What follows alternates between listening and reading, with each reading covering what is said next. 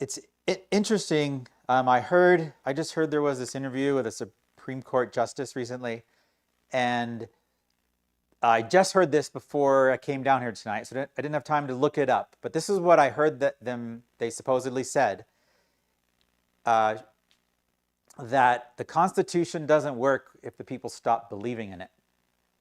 Okay, which is a very interesting statement that I absolutely agree with.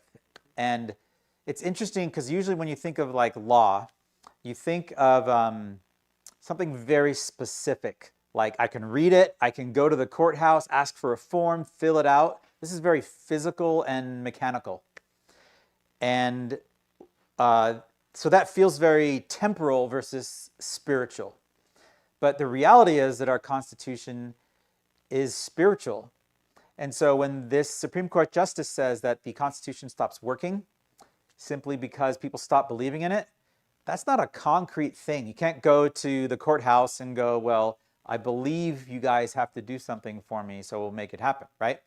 The highest level of our law is spiritual and is based on our beliefs. And so how can it be that the law of our land it's the spiritual battle that is dependent on our beliefs? When Benjamin Franklin said, it's up to us to keep it, this is what he was talking about. If we don't believe in the Constitution, we're the last check and balance on it. So if we don't believe in it, if we don't think it matters, if we don't understand it, then of course it doesn't work, right? So this is very interesting because there are so many different ways that I've seen in my freedom battles on how something out there tries to get us to not believe in the Constitution. There's the arguments that the Constitution, this is an anarchist, argument, which I appreciate some of their arguments and so forth. We're not getting into that, right? But their argument is that the Constitution either has authorized this horrible state that we're in or been powerless to prevent it. Have you heard this quote? Which is a total fundamental incorrect understanding of how the Constitution works. To say that this piece of paper was incapable of stopping people from doing bad things. No, the paper has the rules. And then if we believe those rules matter, then we, the people, enforce those rules. So we have to believe it matters. And so this thing that goes around, that it was powerless to prevent it, no, we've been powerless because we've, forgot our power. Another thing I heard, there was an individual in, this was on the West Coast, a group that I was working with, where they were trying to support some liberty causes in their county. And there was somebody that was on their county board of supervisors who was actually on the side of liberty, who wanted the right things to happen, but she had fallen into these videos that she watched that said, well, the Constitution doesn't matter anymore because in 1870 it was replaced with a new Constitution. This is this misinformation that gets out there where, yes, there was this Washington, D.C. corporate act where they implemented this corporation of D.C. and they call it the United States. There's a corporation. There's a lot of truth in how they get there, but at the end of the day, their whole point is because this corporation was created, our Constitution doesn't exist anymore. The whole point of that misinformation is to make you think, oh, well, I might as well not fight for it then. Might as well not believe in it. Even though she was on the county board of supervisors and had taken an oath to that, the things she said doesn't matter, she was convinced it doesn't matter and that if she was fighting it, this was the reason that she was having problems, right? So the Constitution doesn't work unless we believe in it. Did you get her turned around in her Okay, the question is, did we get her turned around? That's a very difficult thing to do, right? You have to convince someone that the things they've been reading that they've kind of invested in, are wrong. So in this case, no. But thankfully, we have other success stories, right, in different counties. But in this particular case, no. But we can learn from it how this propaganda works on us, right? So anyway, welcome to the class, and to all the people online, welcome. Thank you for joining us. My name is Enoch Moore, and I am the director of Defending Utah. We do these classes every month, and we're here to train the people and preserve the knowledge of how our Constitution actually works. If you visit our website, defendingutah.org, you will see a history of a lot of our efforts to preserve the Constitution in the state of Utah, and most importantly, the lessons that we have learned from that. There's several hundred articles that I've written on the history, which is a mixture of how things really work and what we can learn on how they should work from that. We have Dr. Bradley today, who's going to get into the Third and Fourth Amendment as we're going through the Constitution line by line. And we hope that as you learn and you want to know how you apply the things that you are learning, you look on our website, and we have a book on committees. And that's a whole nother thing. Actually, if you go to defendingutah.org/committees, we have some information on how the people organize in their communities to defend the Constitution. So with that, I'll welcome Scott. Scott, I have for you your own mic today. We got both of them working. I'm going to turn that on. Okay, so it's a hot mic. Maybe we can get that pulled in their front a little bit more Sure. while I'm fiddling with this microphone. In front of your seat. Yes, sir. Okay, If you it's got it. possible with enough cord to hang us. I think we have enough cord to Um, hang us. Let's see what we can do in terms of, Here. Yep. all right. Okay. So we'll turn the time over to Scott. Thank you, guys.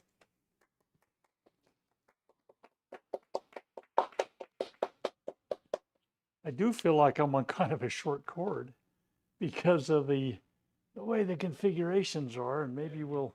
Let's restructure, and I can move this too. Okay.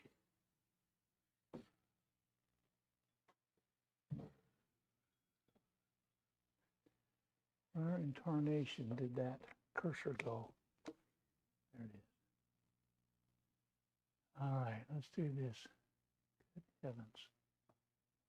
Wonder why that's not.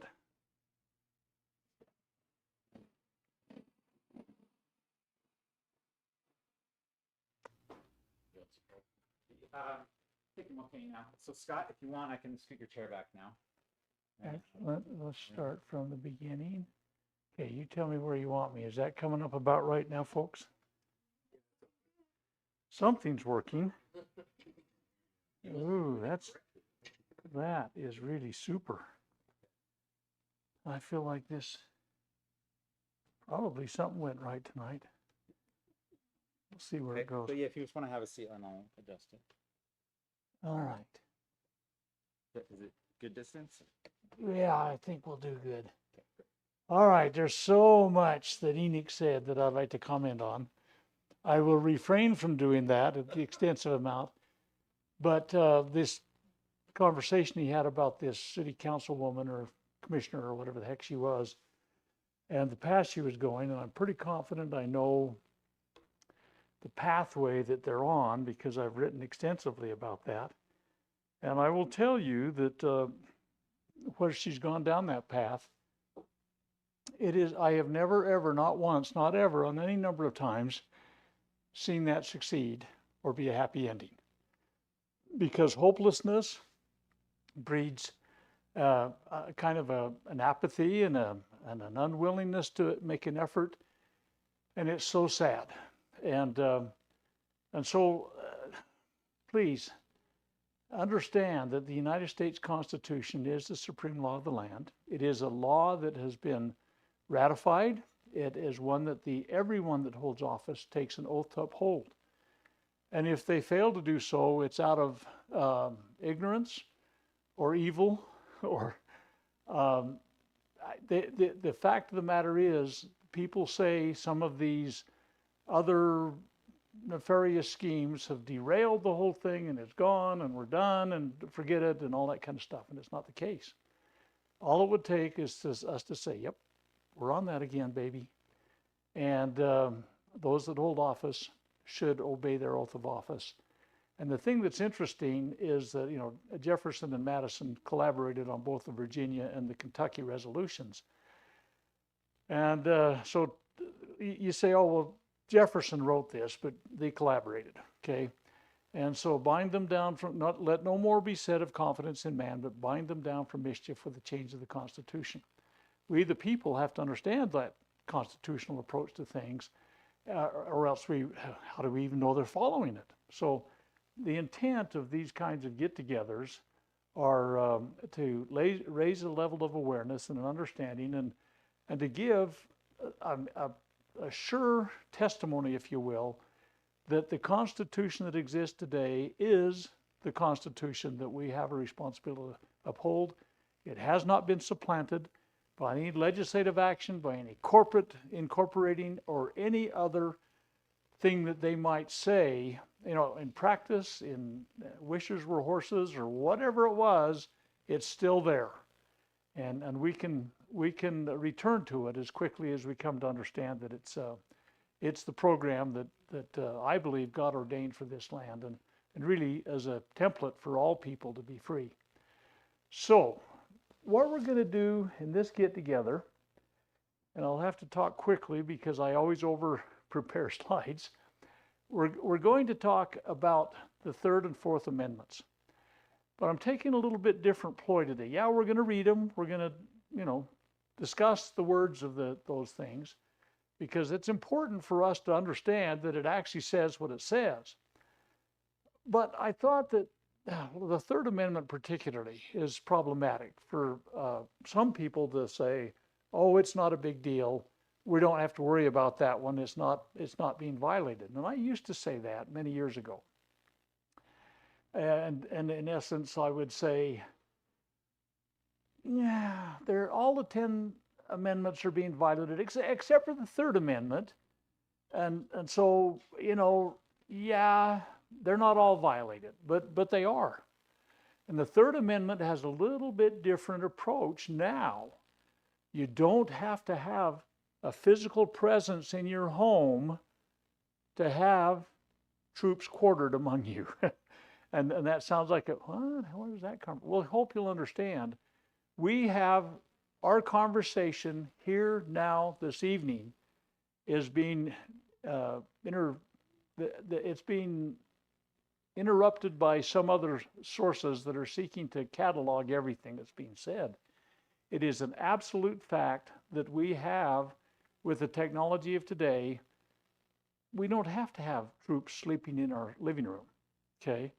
And so I kind of decided to take a little bit different approach to it so that people could start to understand that even though this amendment does not have a physical presence in most instances, although to some degree it does, and we'll talk about that too, we still have to recognize that there is not supposed to be Big Brother intruding in our living room, okay, or our bedroom, or some people even use their cell phones in the bathroom. I don't know, but at any rate, you get the idea, okay?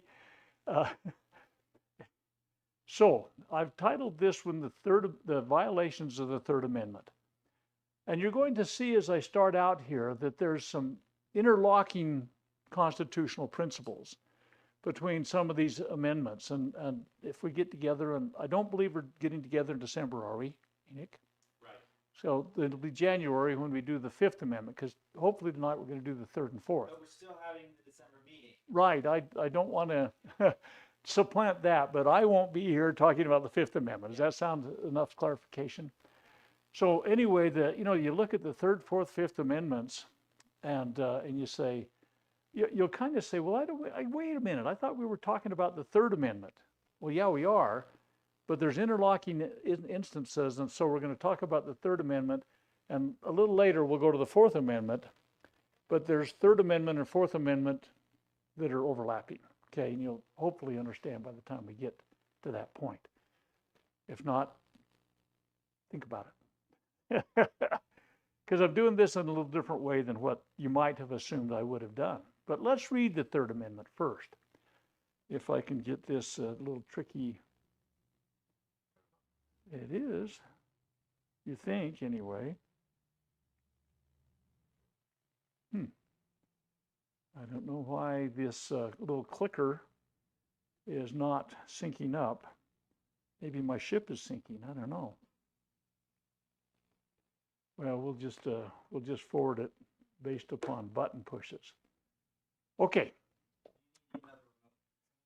For some reason, this guy is not talking to the computer. Maybe the batteries have died. Who knows? Okay, so just to, maybe you're going to be able to make it work by your magic touch. Not working, is it? Okay, I will get you. Maybe I have let's another just one. go back. Well, why don't we go back and I'll just keep talking until. Okay. Okay, there we go. There we go, kids. All right, that is the Third Amendment to the United States Constitution. We'll have a little backstory on this thing and how it came to be and why it was important to the American founding fathers and why it should be important to us today. It was one of those things that they were willing to go to blood on. It's one of the many things that they ultimately took the king to task and said, we're willing to shed blood over this. But we'll just read what it says here and know that it applies today every bit as much, and maybe in a way that you hadn't thought of before. Okay, so no soldier shall in time of peace be quartered in any house without the consent of the owner, nor in time of war, but in a manner to be prescribed by law.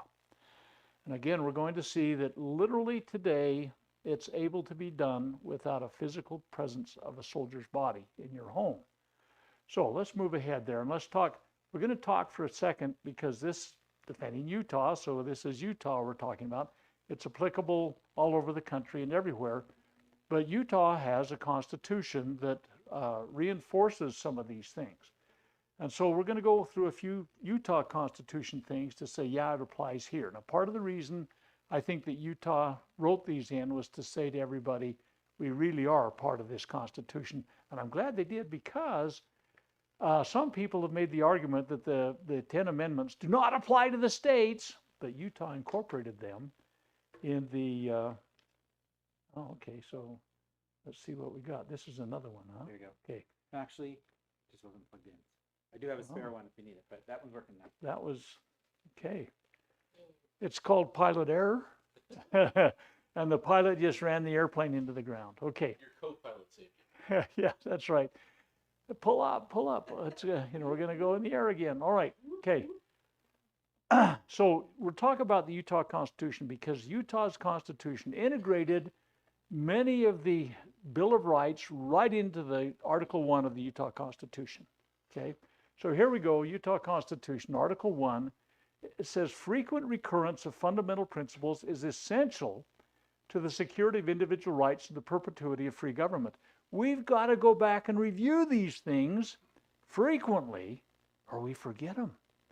And some people, as Enoch said in the beginning, say, oh, it doesn't apply anymore, it's expired, or it's old, or the courts have ruled, or whatever. No, let's go back and review in perpetuity so we don't forget. So this is one of the fundamental things we've got to do is go back and review constantly. That's what we try and do. So United States Constitution, Article 1, Section 8, Clause 12, Congress shall have power to, that's what we start every single one of the clauses in Article 1, Section 8, because it's a continuation through all of the clauses. Raise and support armies, but no appropriation of money to that use shall be for a longer term than 2 years. So there's to be no standing armies, okay? What we're going to find is that we never are out of the standing army business. They keep renewing this with National Defense Authorization Acts that never lets it pause. And there was some worries they had about this, and James Madison says, in time of actual war, great discretionary powers are constantly given to the executive magistrate. Constant apprehension of war has the same tendency to render the head too large for the body. Who's the head? The executive, the president, okay? They get a big head and they start taking more power to themselves. And you look at FDR, he got elected president 4 times. Of course, he died in the 4th thing. God said, it's out of time, buddy, you're out of here. But the head got too large and the head did whatever it darn well pleased. Right now, we don't even have a constitutional intervention on things that the executive is doing, that the legislature should be intervening on.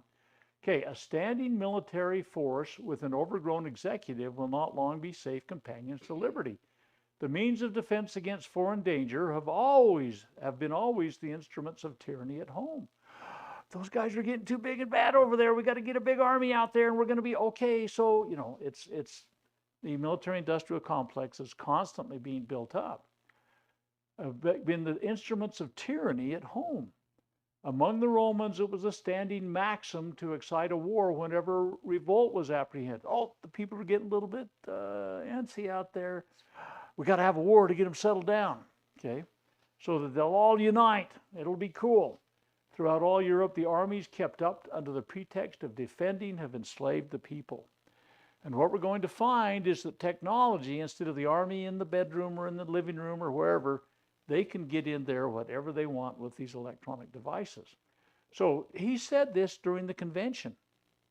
I mean, 1787? I mean, they understood. They didn't have to, they had read history and they understood these things. So their pretext of defending is used to enslave the people. Okay, so the Fourth Amendment, which we said is an interlocking kind of amendment on this thing, the right of the people to be secure in their persons, houses, papers, and effects against unreasonable searches and seizures shall not be violated, and no warrant shall issue, but upon probable cause supported by oath or affirmation, and particularly describing the place to be searched and the persons or things to be seized.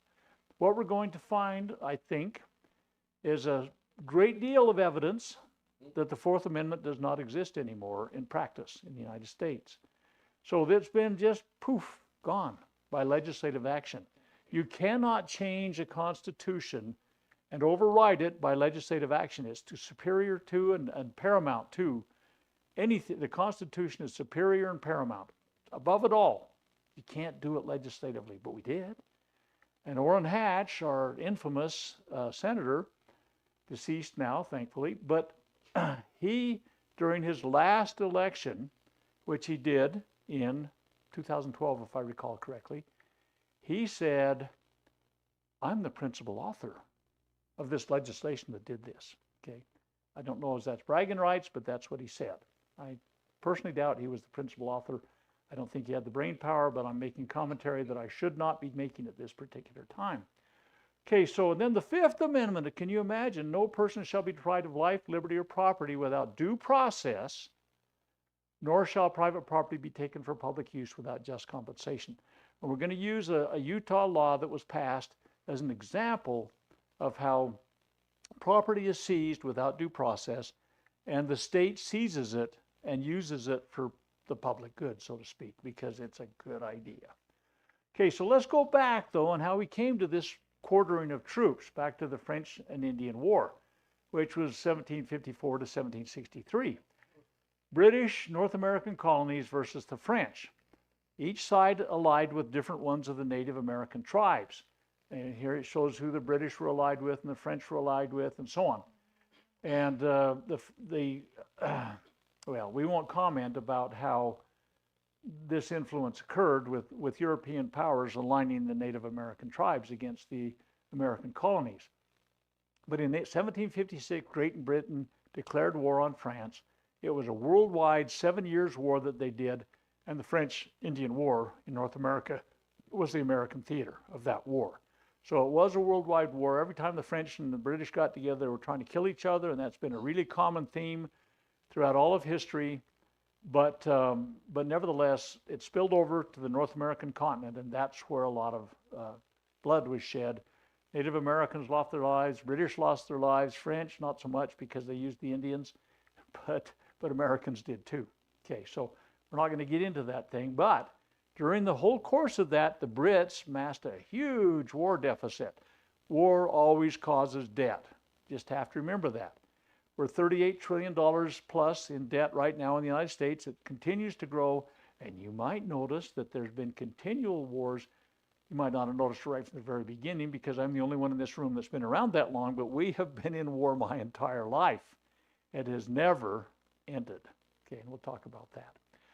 So after the French and Indian War, King George says, I'm going to keep my troops in North America. There's really got a bunch of whole good reasons for this. We won't go into all of them. But in 1765, they passed, you're going to see that this was repassed. Every couple of years it was supposed to be renewed. So they renew the Patriot Act periodically, or the FISA Act, or the 702 section, all those kind of things. They constantly renew it, and it is just simply a continuation of tyranny. But this 1765 Act was passed in 1765. Can you imagine that? And so it required the colonial assemblies, we're talking about their legislatures in the colonies, to provide housing, food, and drink to the British troops stationed in their towns with the purpose of improving their living conditions and decreasing the cost to the crown. Hey guys, I got a great idea. I'm not going to build barracks or any bases in the United, well, it wasn't the United States at the time, in the colonies. We'll have them live right in your towns. How about that, sports? Okay, fine.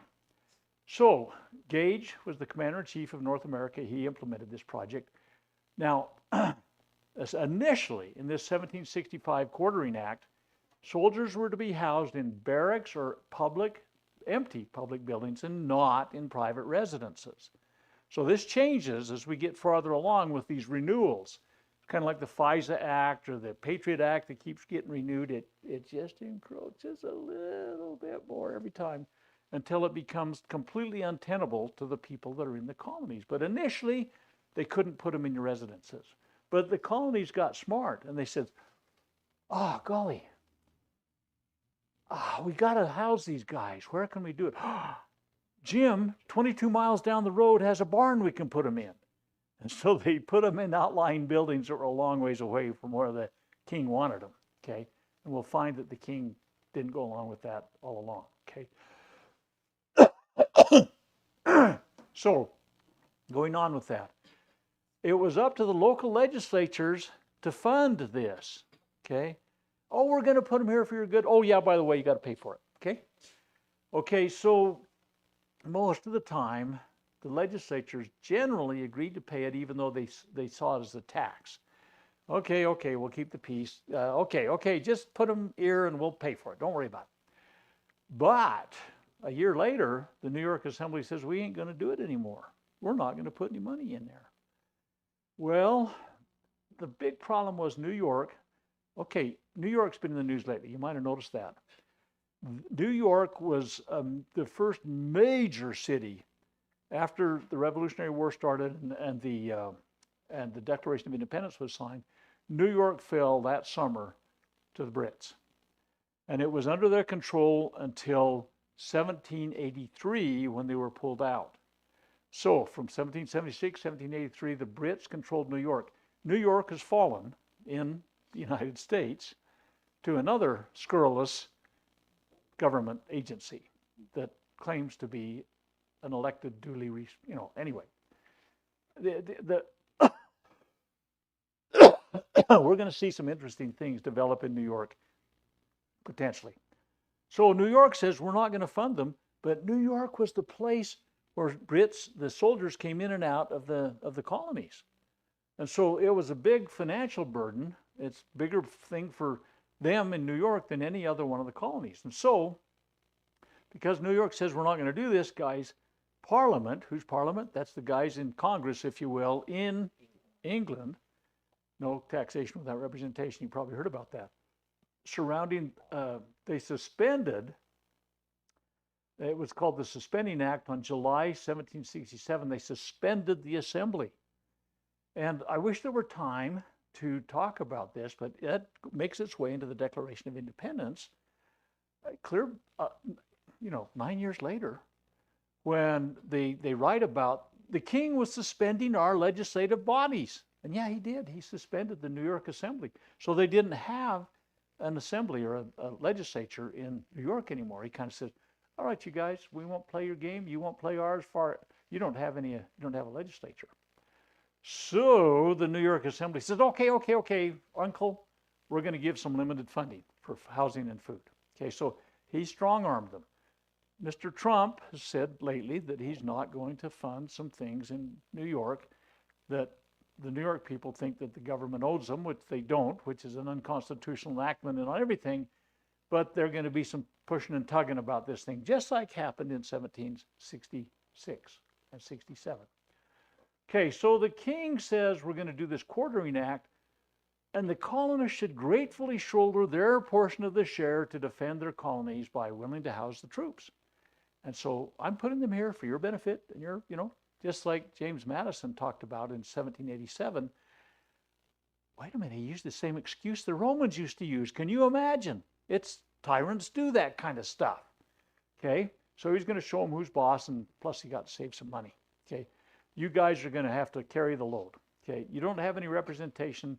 We're going to tax you, but you do it by feeding and housing our guys. Okay, so we're going to talk about private property here for a minute, because what they were doing is they were seizing the ability to control private property with this. Okay, we're going to come in your community. Initially, it was we're going to use, public buildings and unused, barns or whatever.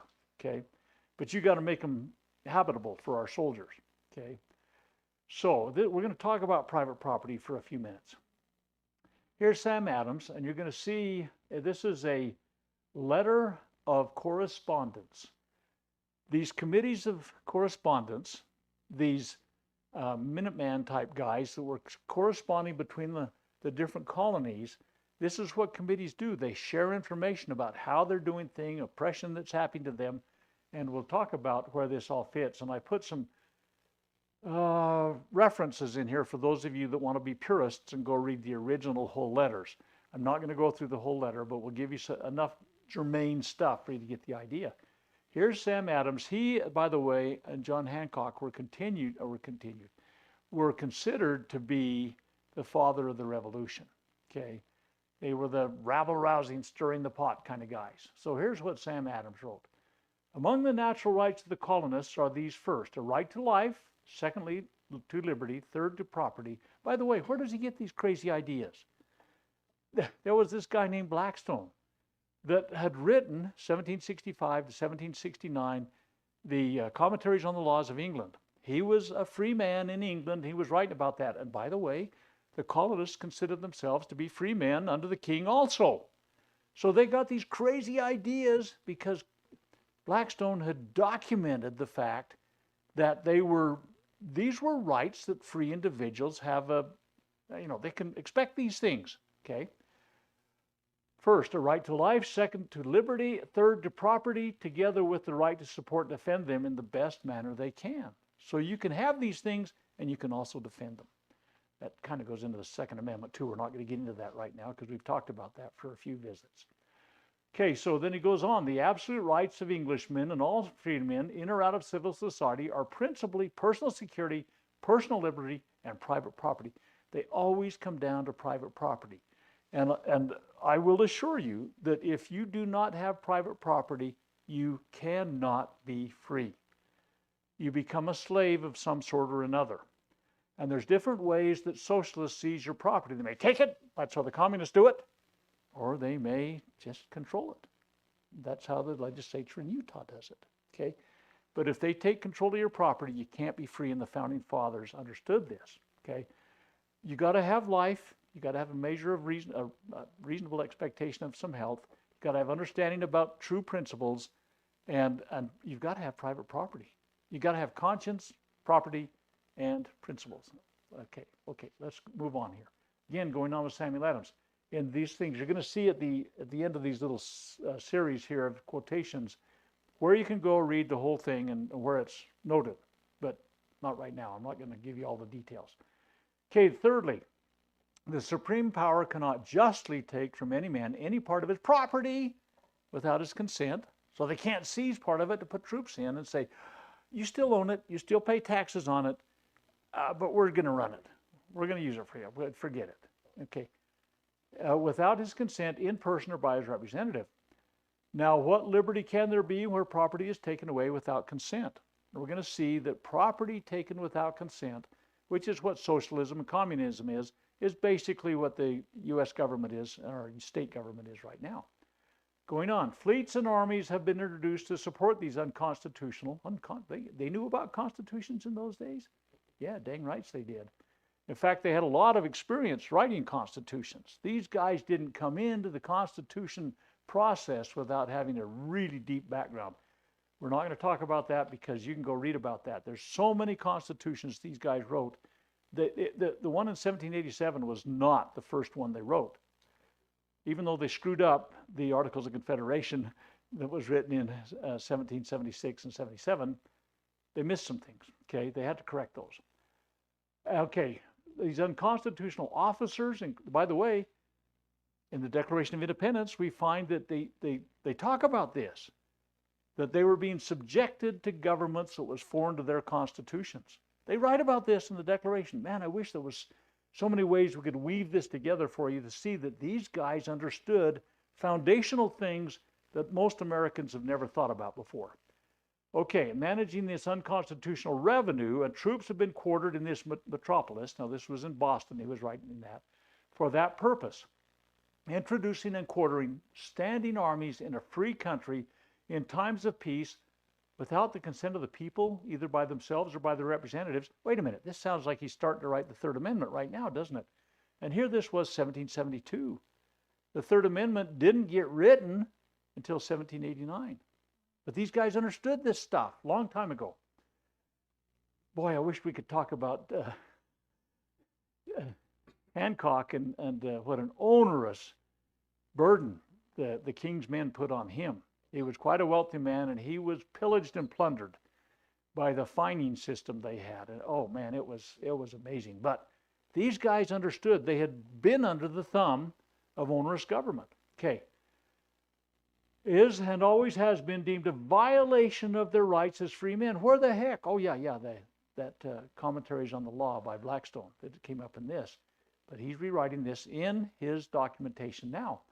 Okay, so I'm telling you, if you want to take a picture or whatever and go look them up yourself, this is where it came out of. And then this is even a greater expansion of that. So, yeah, I put this in here for this reason. You know, the rights of the colonists, list of violations. Okay, a letter of correspondence. The committees of correspondence, these committees that you hear so much about, were corresponding with each other and sharing the burdens the crown was placing upon them. These guys worked together, and these guys that went out to talk about these things among the villages and townships around Boston and all across the colonies along the eastern coast, these guys talked to the regular common folk about it in their taverns, in their churches, on their greens, wherever. And so here we get down in the second line of this little finer print. A complete draft is in the handwriting of Adams, is in the Committee of Correspondence papers. These guys documented their efforts to preserve their blessings of liberty. And when you're reading the Declaration of Independence, that we did this and this and this, we did everything we could to keep things good with the king. They have documentation. They can bring this, they bring the receipts, as people say nowadays. They could bring these and say, we've done everything we can. These guys, Joseph Warren, you'll see Otis here. These guys were in the trenches of the legal approach to protect their rights and their liberty. And they were very, very well educated. They were very literate in what proper government was. Okay, so there, if you want to take a look and see if you want to read all of the correspondence and everything, that's kind of cool. So in the Committee of Correspondence papers, which I want you to see, there's committees. And there's where it is. It's signed by 12 constables of the town. So they had the city fathers engaged in this stuff. It wasn't just a bunch of rabble-rousers sitting in their mom and dad's basement that were going to plot to overthrow the nation of the world, and they were going to be justified because they said. No, they took this above board. They presented it publicly, and they had 12 constables in the town that signed it. Kind of cool. And then they got a town clerk that, was basically making the notes. Kind of an interesting perspective on how it might be applied today to get the involvement of the quote-unquote powers that be, in spite of the fact that most of the powers that be don't have a clue to understand in the slightest way the blessings of liberty and proper government. We're going to see what that's about here in a little while. Okay, so that we roll ahead a little bit. Here's the 1774 Quartering Act. Like I say, it was supposed to be modified every 2 years. They renewed them just like they do a lot of these other onerous things like the FISA and the 702 and the Patriot Act, all those kind of things. True. So as our British Parliament brethren would say, we're going to modify every 2 years to make sure it stays current. Okay, so in 74, they modified the act to include 5 laws that were called the Intolerable or Coercive Acts in 1774. I'm not going to look at all of those because, well, we don't have time. Okay, so it was to assert power in the colonies as a reprisal for the December 1773 Boston Tea Party. And that had more than just a bunch of little girls sitting around drinking tea in their little house. Okay, this was a pretty big deal. But it was carried out not as a riotous act, but this was a solemn act because they would not allow that tea to be debarked, because they would have then, the Parliament would have said, and the king would have said, you owe us the tax. Like, heck, we're going to pay your tax. And so they tossed it, okay? So in 73, they had the Tea Party. And then in 74, well, this was December, and then a few months into 74, they put this Quartering Act again, that was to kind of be a reprisal for the Tea Party. So there was a pretty highly charged political mood at the time.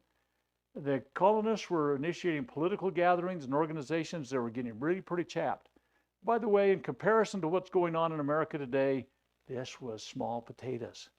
We have big potatoes going on, and we don't care unless we get, I mean, of course, we need potato chips for the big football game. What? What was the tax rate Oh, it was for them? almost infinitely small. It was like 2% or less. I mean, it was infinitely small. We're over 50, 45% tax now? Well, oh, if you talk about, All the tax. if you consider your cumulative taxes from all sources, gasoline tax, property tax, sales tax, excise tax, income tax within your state. Some cities have income taxes, and your income tax with the national government, the average tax, if such a thing can be found, is probably around half of your gross income. So what we're suffering on right now was truly an onerous burden in comparison to what these guys had with small potatoes, but they said, nope, taxation without representation. People say, well, your representatives did it. Your damnable representatives are doing stuff that are destroying your liberty, and you keep electing them. And they need to be unelected. And Utah's tax, well, anyway. You cannot believe you are considered to be a revenue source that's not fully engaged. And so they keep looking for different ways to keep you fully engaged as a revenue source for whatever the state wants to do, or the federal wants to do, or the county wants to do, or the school district. Most of my property tax is school taxes on my home. And they could take my home over it. We didn't use the school system. My kids were homeschooled, for crying out loud. Single people, older people, oh, but it's good for all of us if we tax them. No, it isn't. And they continue, and people keep voting it in. It's like fools that are actually weaving the ropes that'll be put around their necks to lead them to the by flaxen cord, ultimately and finally to be hanged with another rope they wove. Anyway, okay, so there was all these political. Yes, ma'am. I'm sorry. What do you mean by keeping us engaged? Well, see, keeping us engaged. Okay, as engaged as a revenue source. See, I don't know what you make, and I'm not going to ask you. Okay, but let's say you have a few extra shekels laying around. They want to figure out how to get their hands on it. So they'll put it in a school district bond.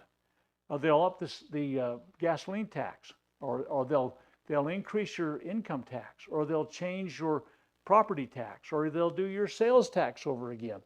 But you're not completely. We haven't tapped you out yet. I guarantee you got some money left over somewhere. You probably don't feel like it, but there's got to be some, and that's the way your legislators treat you. And that's not the purpose of government. We'll talk about that in a little while. It's to preserve God-given rights. It's not to fleece you as far as they can. So you're going to be fully engaged in our purpose. Okay, now, so the Sons of Liberty started to be active during this period of time. These are the guys that took the message out to the villages and townships. That's where Paul Revere and the men and women that were involved in that went out and talked in the taverns and the churches or whatever, and said, this is what we're seeing happening here's what's happening in Virginia, here's what we're seeing in New York. And they talked about, because they corresponded among the different colonies, and they said, we're going to see here later this evening, if I talk fast enough, we're going to see here that Thomas Jefferson said this was on purpose. It was designed to bring about a tyranny. Okay, and we'll see what Jefferson said about this. So this guy, Sam Adams, we talked about him, James Otis and his wife. I mean, these guys, the women that were associated with these guys were every bit as fiery and patriotic and brave and courageous and dedicated. I mean, you know, you talk about a good man always has a better woman in back of him, you know. So anyway, these people were really engaged in trying to do their liberty. Going on with the Quartering Act. Okay, it modified the law where the commanders could choose where the troops were going to reside. That was because, as I said earlier, the colonists were saying, we got a barn 22 miles out of town that we'll put you in. They said, the heck you do. We want to have them in your town. So, when the barracks or the vacated property buildings, public buildings weren't available, the local commander was legally allowed to find accommodation in private homes. So now we can come in and say, hey, you know what? You've got a pretty good sized home. You only got 2 kids left at home. You got 4 bedrooms, plus the fireplace in the living room and blah, blah, blah. We're going to put people in your house. And the commanders had the right to commandeer, to seize the property and use it according to their needs. They didn't take it away, kick you out, but you had to feed them and you had to provide, you know, salt and heat and that kind of stuff, utensils. And these guys abused the women and broke the furniture, whatever you want to say, but they were in your house. Bunch of animals, you know, whatever. So it went into all 13 of the colonies. This wasn't just in Boston or in New York. This was all of the colonies.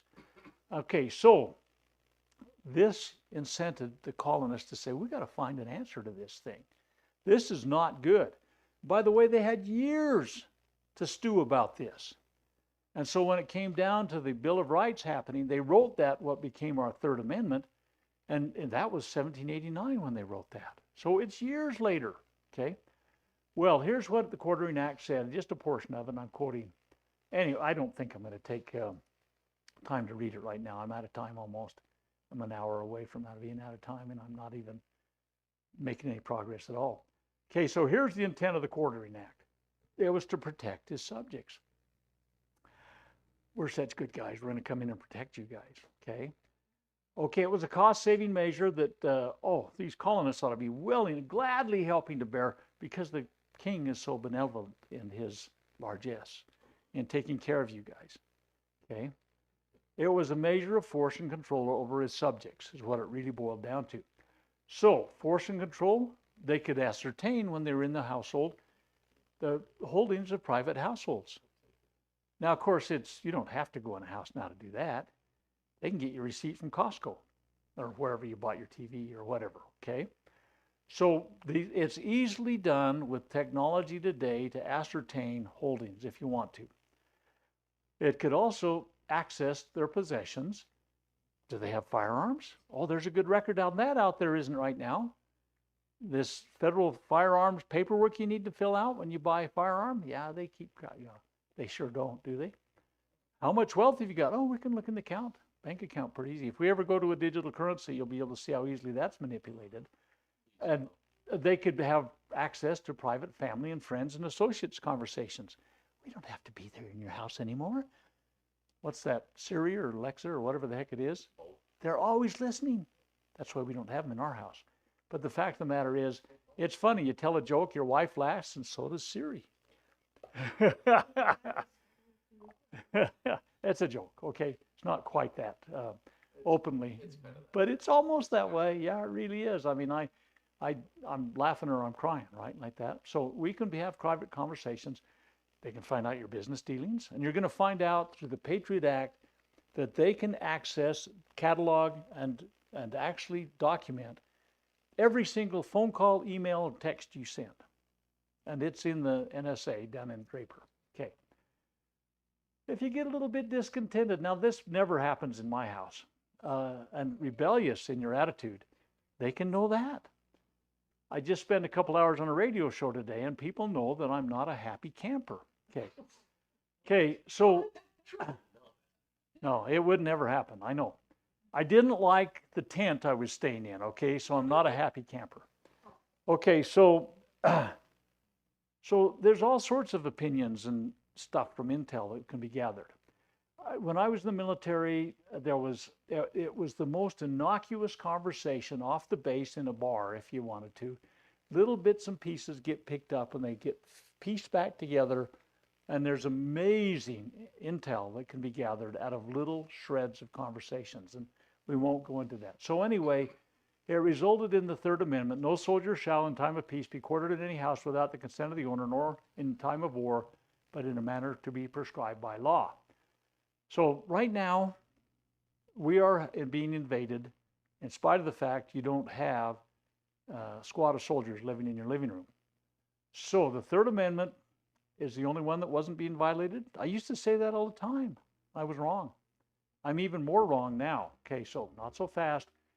Just because there's no physical quartering of troops, we got to consider the spiritual letter of the law of these interlocking constitutional principles that we're supposed to be secure in.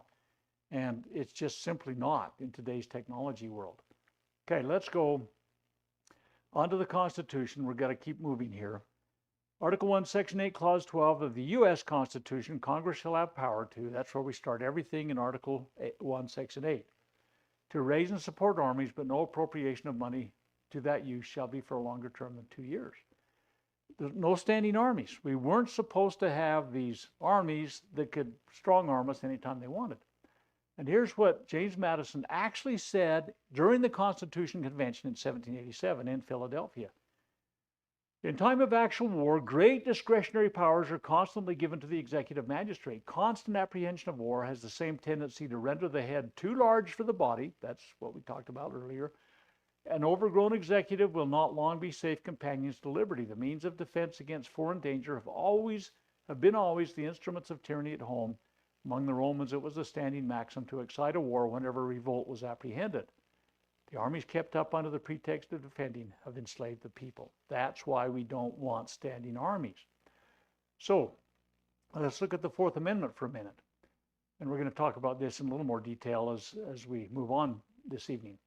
The right of the people to be secure in their persons, houses, papers, and effects against unreasonable searches and seizures shall not be violated, and no warrant shall issue but upon probable cause. We're going to find out that's completely gone now. Supported by oath or affirmation. All they got to do is tell you, this is part of a criminal investigation, and they have to issue. It's a shall issue requirement out of what did away with this protection that Orrin Hatch claimed to be the principal author of. And particularly describing the place to be searched, we're going to find that it doesn't matter where it is. It's wherever they want to go, whatever they want to do. We'll find that in a little while. And persons or things to be seized. There's no specificity required anymore in any of this stuff. Then in the Fifth Amendment, no person shall be deprived of life, liberty, or property without due process of law. What does that mean? I went in and signed a document, I took it from you, or I seized control of it by taking some kind of ownership away from you. Nor shall private property be taken for public use, not for the benefit of some intimate practices that some groups you're going to find in Utah have been granted authority to use your property, and you can't say no, okay, without just compensation. Okay, so let's look at the takings part of the property first. We're going to look at this SB 296. It was enacted 10 years ago in Utah, requires renting to same-sex individuals, whether you want to or not. Your opinion, your morals, your scrupulosity about anything cannot interfere with this. And we'll talk about it. So property rights, conscience, religious liberty were destroyed by this 10-year-old law now. So ownership is control. When we lose control, we effectively lose ownership. Controlling property is an act of taking. Remember, you can't take it without due process? Yeah, you can in Utah. Okay, so we're going to talk about private property for just a minute. This Blackstone guy we talked about earlier wrote the commentaries that we talked about. The Founding Fathers used 1765 to 69, that they understood the rights of free men. Blackstone wrote, so great, moreover, is the regard of the law for private property that it will not authorize the least violation of it, no, not even for the general good of the whole community. So it doesn't matter that, oh, these guys need houses and you have a house so we can, yeah, you got to rent to them. Okay. It's for the good of us all. No, he said, no, that isn't the way it works. John Adams said, the moment the idea is admitted into society that property is not as sacred as the laws of God, that's pretty high level importance, and that there is not a force of law and public justice to protect it. Oh, wait a minute. The government's going to protect how you use your property? What a deal. Anarchy and tyranny commence. Property must be secured or liberty cannot exist. If you don't have private property, don't control it, or however they're going to manipulate it from under your control, liberty can't exist. Okay. Here's Alexander Hamilton. 2 times in the Federalist Papers he makes this comment. This is Federalist 79. In the general course of human nature, the power over a man's subsistence amounts to a power to his will, over his will. So if you own an apartment, it's part of your subsistence, and if somebody takes control over that from you, it's a power over your will. You gotta capitulate. So now, let's say you're a mechanic and you had tools and the government took control of the tools. You could no longer use them the way you wanted to repair cars or build houses or whatever, and your kids were hungry. Give me back my tools. Tell me what I got to do. Oh, we'll feed your kids if you'll whatever. Okay, that's how it works. If you can control a man's property or a woman's property, or however you want to put it, you can control their will. Okay. Another Hamilton out of Federalist 73, in the main, it will be found that a power over the man's support is a power over his will. If you control how you make their living, we got you, baby. Okay, here's St. George Tucker. I always introduce him, as you know, if you've been around me very often, as the preeminent constitutional scholar of the founding era. And he, in his view of the Constitution of the United States, published during the first administration of Jefferson, said, no person shall be deprived of life, liberty, or property, and these are the objects of all rights.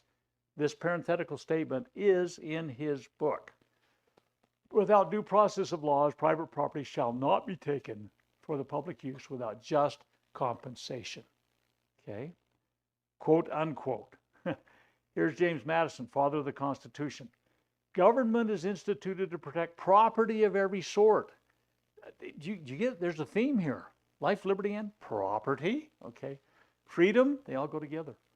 This being the end of government, that alone is not a just government, nor is property secure under it, where the property which a man has in his personal safety and personal liberty is violated by arbitrary seizures of one class of citizen for the service of the rest.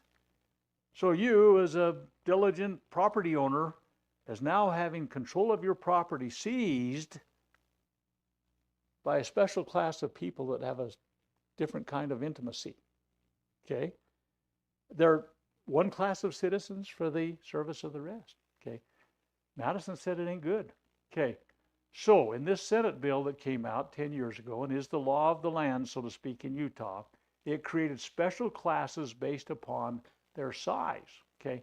So if you're a large organization, you lost your liberty of conscience and religion. You've got to do this. There's no argument. You've got to rent to these people or hire these people based upon their intimate practices. Okay? A small organization, you lose your liberties of conscience and religion if you engage an agent or broker. So let's say you have one rental. Let's say you're my dad. He's dead now. He had a basement apartment, and I know Dad would have never, ever, ever considered not renting to anybody if he had wanted to. But you say, oh, if you're a small owner, you can still rent to who you want. If my dad, because he was in his 90s before he died, I don't like the hassle of renting my apartment. It's paperwork and collecting the rent or whatever. And he could say, well, I'm going to hire an agent to do that for me. He gave up his right to rent to whomever he wanted. You had to rent to these special classes that were created by this Senate bill 10 years ago, okay, because he hired an agent. Okay, so individual rights, property, conscience, liberty are all ignored, okay? So there's a new special class of protected people. They have special standing before the law based upon their intimate behavior.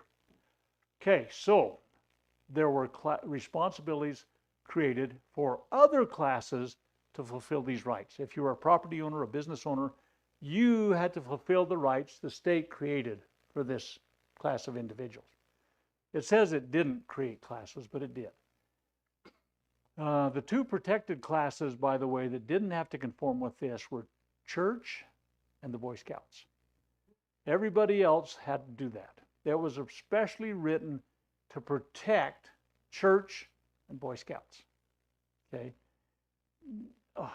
If you can imagine somebody tailoring a law, and by the way, the predominant religion in this state has always done this. And I have it on good account from somebody that was at one point a member of the state legislature and at another point was the general authority for that church. He said they always carved out an exception for the church. That was the way they did business. And that's how they get things done. They carve a special class kind of exception for churches, but the predominant one is the one that always takes advantage of it. And you say, well, you know, that's protecting churches. Well, yeah, it is in a sense, but why not protect people too? Why not? Why do you have to take the rights of individuals in order to be able to fulfill the things that you want to fulfill for these other special classes that you're creating, that some other responsibility of another class has to be fulfilled? It's a real interesting dynamic. But the legislature has become very adept at carving exceptions out for churches that they feel justified in completely by saying, you know, we really shouldn't interfere with the church's belief system. Yeah, you shouldn't interfere with the individual's belief system either. Okay, so here, Article 1, Section 10, Clause 1, United States Constitution, no state shall, if you get your Constitution out to read it, you don't have to right now, no state shall pass any bill or law impairing the obligation of contracts. So they can't interfere with contracts. The United States Constitution prevents the states from impairing the right of your privilege of having a contract with somebody else. Let's say you have a bunch of gold and I make bicycles. Stupid example, I know. But you want to give your gold to me for me building bicycles. The state can't interfere with that. You have an apartment you want to rent to me, and the state can't interfere with that. But by this law, they're saying we can interfere if we have someone that we want to say is a protected class, and therefore we're going to interfere. It violates the U.S. Constitution to do what Utah did. Okay, so for employment and real estate within Utah, when you're dealing with these special classes, the state is saying, and it's in bold and caps, you must contract with these special new classes which are based upon intimate behavior. You can't get around it if you're a large organization or if you're an individual that has an agent that's helping you carry out your rental or whatever. Okay. Property can be seized by confiscation or by removing from the owner the right to control the property. This is a violation of everything the American Founding Fathers stood for. Not everything, but one of the major things about life, liberty, property kind of stuff. Okay, let's look at standing armies for a minute.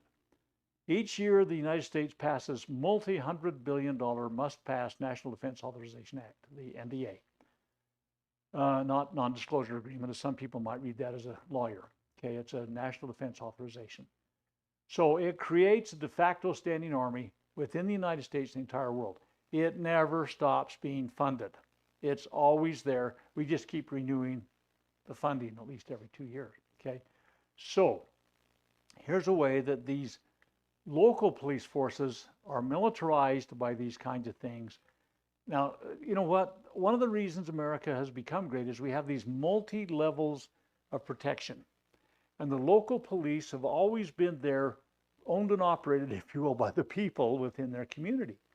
But what's happening now with these large subsidies that are coming from the general government, the federal government, the national government, whatever you want to call them. I call them the general government because the nation is not a federal government and it's not a federal government. It's a general government. It's a mix, if you read the 39th Federalist paper, of both federal and national. Okay, so that's we ought to talk about that more someday.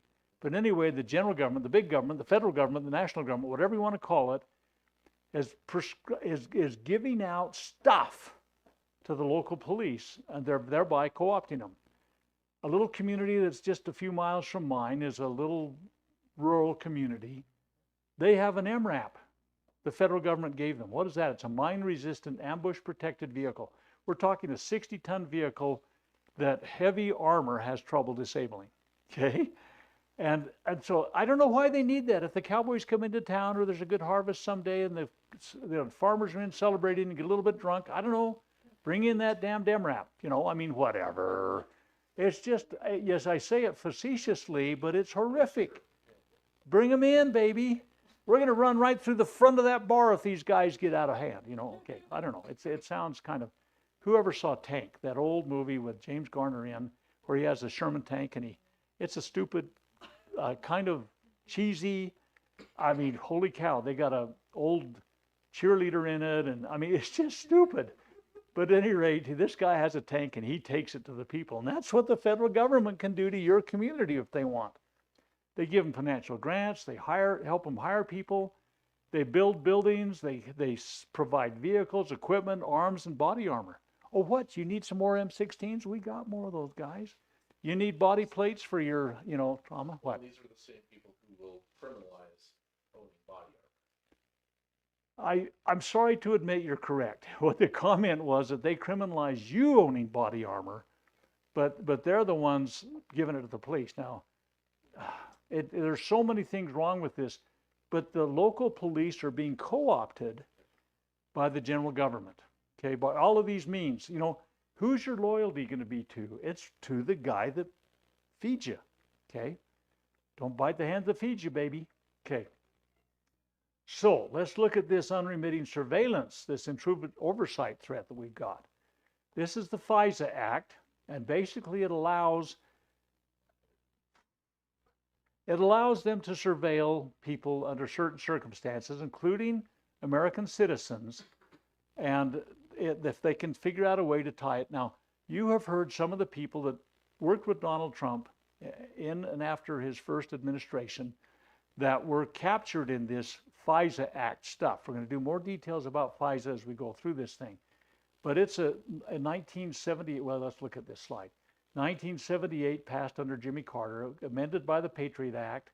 By the way, I'm one of the few people in the whole United States, I think I can still safely say this, that has read the entire Patriot Act, front to back, top to bottom, side to side. I have outlined, I've annotated, I've cross-referenced it, and again, it was a manual process and it was an arduous task, but almost nobody, and you're going to find that it was never read by the people that passed it, and we'll talk about that in a little while. So at any rate, the Patriot Act was one of those things that, by my count, and it was a manual count, I did not have a computer aid or anything like this, I read it with my own two eyes, and found, by my count, 214 other acts or references to code within the United States law, 214 other locations that interfaced. I was not able to read all of those in one sitting, okay? So then the FISA Act came into, and we'll talk about some of these things that are happening. They keep getting renewed and renewed and renewed, and they're just, it's kind of like the Quartering Act. It kind of encroaches. Oh, I know, we've made mistakes. We have. This is the FBI talking. We've used it wrong. We've corrected those with better training. You can't be trusted to cross the street alone. You can't do this anymore unless we're holding your hand. But no, they keep saying, we've corrected it. No, they haven't. Okay, and you're going to see how egregiously it's enacted and acted upon nowadays. Okay, so I'm just going to read the underlined part because we're running out of time. The FISA, that's the Foreign Intelligence Surveillance Act, allowed surveillance without court order. Well, wait. What did the Fourth Amendment? Well, we'll get to that sometime. Within the United States for up to 1 year, unless, quote, the surveillance will require the contents of any communication in which a United States person is a party. If a United States person is involved, judicial authorization is required within 72 hours after they start the surveillance. So they got a few days to dink around with it and decide, yeah, let's keep listening, okay? They don't get it in advance. Okay, now you're going to get some updated information. And so I don't want you to spend a lot of time in this and do the math and all this kind of stuff. But this, during this period of time, 1979 through 2006, It meets in secret, approves or denies requests for search warrants. It's a secret court. So that 79 to 2006, there were 22,990 applications for warrants. In that same period of time, 22,985 were approved. Only 5 warrants were rejected. Only 5. They only got 5 wrong. We can trust them. It's fine. Okay. So if this is an absolute, you're going to find some updated numbers. The latest numbers I could find was 2017, but we're going to use their numbers later on in another presentation. But just get the idea. If you've got a rubber stamp in your test drawer and you put your return address on your envelopes with it, it fails. Out of 22,900 times, it fails more often than 5 in that period of time. It's a rubber stamp. Okay, then the terrorist attacks in September 11th, 2001. And so they put together this Patriot Act, and whoever comes up with these names, uniting and strengthening America, that's USA, by providing appropriate tools required to intercept and obstruct Terrorism Act. It spells out USA Patriot Act. Holy cow, it must be something I need to vote for. I want to be a patriot. I testified against the renewal of this act in April of 2004 for Senate Judiciary Committee. Orrin Hatch was the committee chair, and I understand now why he was so ardent in his support of it, because he was the principal author, according to his own statement. But they were renewing it. It came up for renewal 3 years after it was enacted, and there was a chance to kill it, so I got a chance to testify. We won't go through that. It's public record. We had a very acrimonious exchange, and I thought that Hatch was going to accuse me of contempt of the Senate, and I was going to agree, and then we would have seen where it took us, because I did absolutely hold the Senate in absolute contempt because of the way they handled things. It didn't come to that, though. But it was reported coast to coast about what an ornery bugger I was, okay? Anyway, this is how it was passed, and you're going to see a little bit later what Hamilton said about passing legislation, slip, slop, slop, done, okay? But we'll read his quotation here in a little while, I hope. Okay, this Patriot Act was introduced in the House the 23rd of October. In the panic of the, 9/11/2001. Oh my goodness, we got to do something. We're all going to die. Okay, so introduced the 23rd, passed the House the 24th. Look at that, 357 to 66. Passed the Senate the next day, 98-1. Signed by Bush the 26th. 3 days from the time of introduction until this is the law of the land. You couldn't hardly read it in 3 days, let alone read for understanding. Cross-referencing, annotating, everything. This was not an act that could be digested that quickly. But boom, boom, boom, we got to do something. Do you have a comment? Do you want to talk about how even though it was introduced to the House in October, in response to 9/11, the evidence that it was Pre-done? before 9/11? It was actually, okay, you need to understand that the great bulk of it was written in the 1990s, in these omnibus crime bills. And so they cobbled together pieces from a bill that was at least 5 or 6 years old.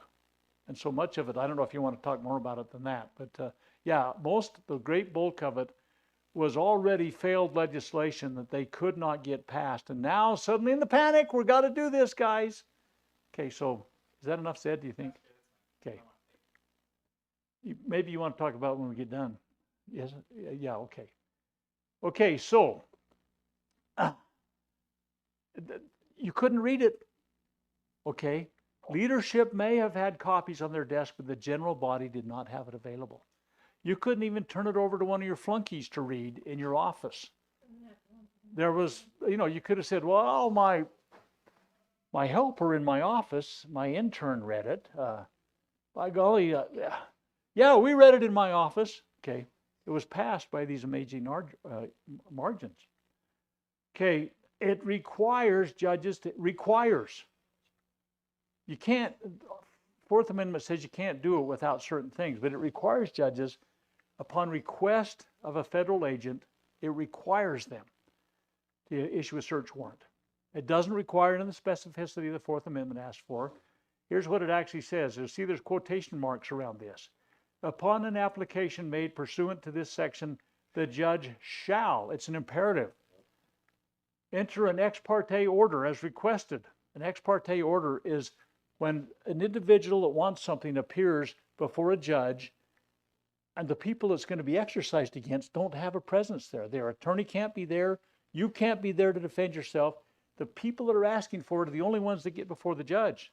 So it's a one-sided order, okay? Ex parte order as requested. Again, this is a quotation. Or as modified, approving the release of records if the judge finds that the application meets the requirements of this section. There's no requirements for specificity or anything that's in the Fourth Amendment. You shall issue this order because somebody appeared before me and asked for it. Nobody was able to tell their side of the story. Okay, so that's what I just told you their ex parte order is, okay? Usually, in many instances, ex parte orders are forbidden, but not under the Patriot Act, and I might add, not under the red flag laws that they're passing nowadays, too. If somebody, your neighbor, for example, says, Joe Johnson's kind of been depressed lately, I'm worried about him, we probably ought to take his firearms away so he doesn't either shoot somebody else or shoot him himself. They go before the judge says, by golly, you're right. They issue an order, they show up when you're still in your jammies at 5 o'clock in the morning, come to your door, say, we're here to pick up your guns. And that's the way an ex parte order works.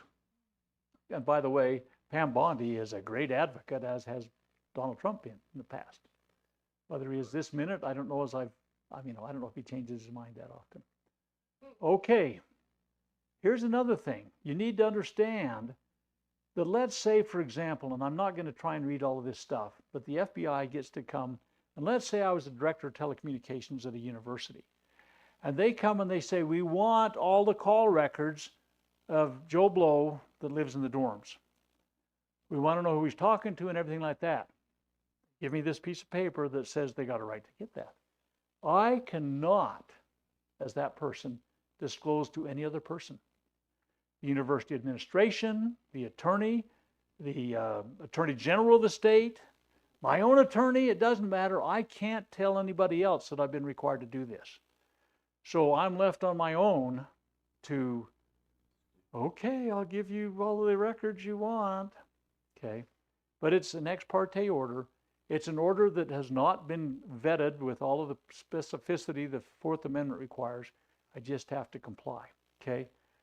All right, they can do this anywhere with the United States. They can go judge shopping in Washington, D.C., get a directive from a judge, and it applies anywhere in the United States. And the only thing that it has to do is they certify to the judge it's relevant to an ongoing criminal investigation. No details. You give me this warrant, I need it for an ongoing criminal investigation. Here you go, kid. Here it is. Here's a quotation. The order upon service of that order, so when they give it to me as the director of telecommunication, shall apply to any person or entity providing wire electronic communication service in the United States whose assistance may facilitate the execution of the order.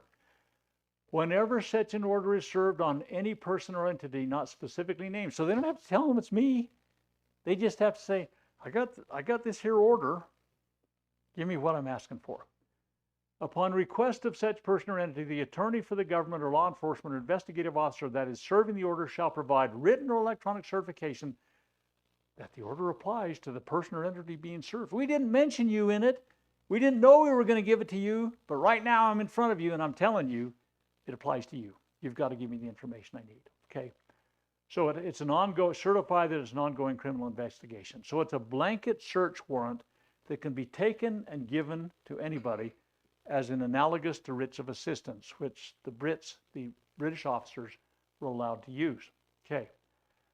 Okay, the Act places an onerous burden on businesses too. So financial transactions, I'll just tell you a quick story. They become the reporter to the general government. And this had been in effect about 5 years, 4.5, 5 years, when one of my daughters tried to burn our house down. It was not a purposeful act. She had 4 kids that were distracting her. She let something she was cooking on the stove get out of hand, and it took, it torched, baby, and it started our cupboards on fire and everything like that. So we had, in fact, when the fire department got there, they said if it had gone 2 more minutes, you would have lost your entire house. I mean, it was really a raging conflagration.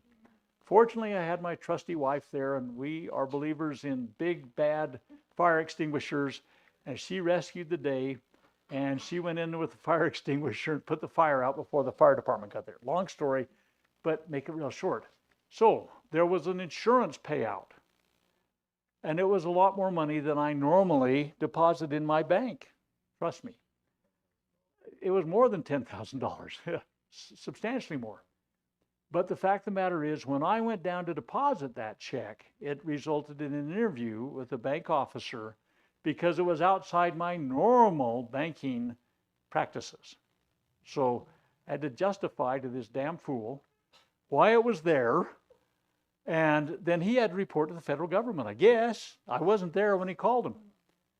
But that's the way it works. The financial transactions, they're going to track every one that you do. Okay, so they do black bag searches. That means they can come in without telling you, search your place, put everything back in the same drawer and leave, and you didn't even know they were there. Okay, so until after it's been conducted.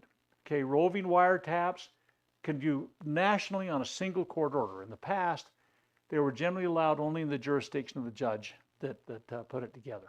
Okay, so that prevented stuff from all over the country from happening just willy-nilly, helter-skelter. Okay.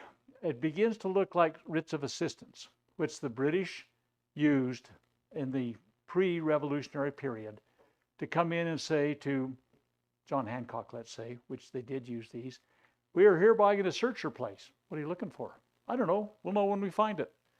And so they could come in and search and seize.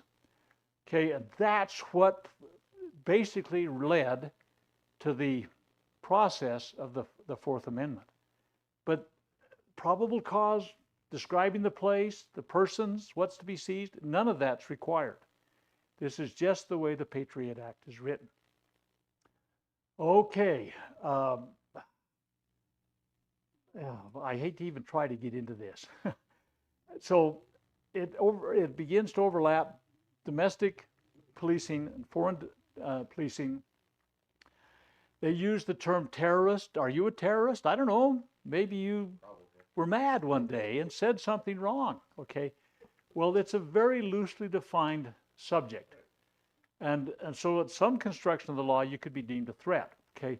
So they can gather foreign and domestic stuff on you because you might be a terrorist, okay? I'm not going to go into that in great detail. It's a very, very bad part of it. Okay, here's what Madison said. Since the general civilization of mankind, I believe there are more instances of the abridgment of freedom of the people by gradual and silent encroachment of those in power than by violent and sudden usurpations. They just take a little bit at a time and a little bit at a time until they've got it all, okay? So they created the National Security Agency, a surveillance group, part of the Department of War nowadays. I mean, I hate to call it that because it was named by a president that didn't have authority to call it that because it's going to take a congressional action, but they haven't done anything this year anyway. So they call it the Department of War, but it historically has been the Department of Defense after World War II. Because they can, under the NSA, which is housed down there at the point of the mountain, they can seize all essential communication data, text, email, and voice, and they are in the process of creating dossiers on all Americans. They know more about you than you do. Okay, it's just amazing. Using technology, they can capture without a physical presence. They don't have to be in your living room to get this. Okay, then Utah Constitution, going back to due process and all this, no person shall be deprived of life, liberty, or property without due process. That goes to that law that was, quote unquote, law that was passed 10 years ago. It goes to the way they handle your property. Again, Utah Constitution, the right of the people to be secure in there, as the Fourth Amendment says, against unreasonable searches and seizures. That's right in the Utah Constitution. The military is subordinate to the civil. Okay, so no soldier in time of peace shall be quartered in any house without the consent of the owner, except in time of war and prescribed by law. So here's the deal. They don't have to be there to be able to gather the information they want. Cool. So the spirit, if not the letter, of the Third Amendment is violated incessantly for every American. As you can tell, I'm talking very quickly. and incessantly. And so what I'm going to do is I'm going to jump to the Fourth Amendment. Let's stop this. Let's go to here.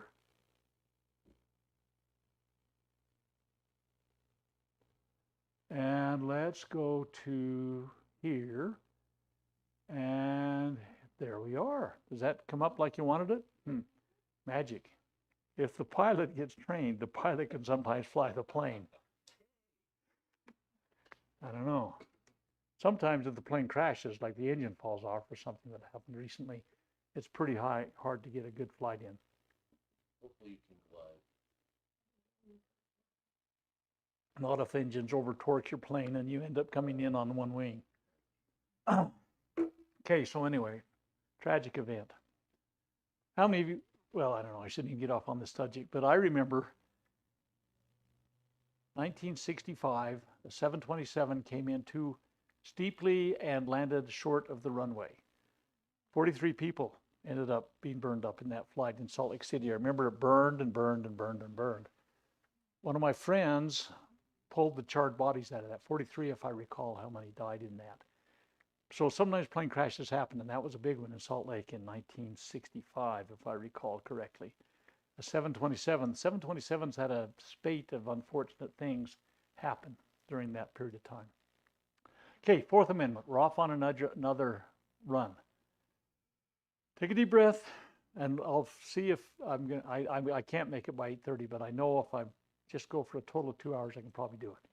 So here's what happened. We're going to talk about what happened in the colonies to bring about the Fourth Amendment. We're going to talk a little bit more about the Patriot Act, and I'll skim over a lot because we've kind of introduced that. And then we're going to talk about modern machinations on this thing. So that's where we're going to go with this. The Declaration of Independence outlined what government was for.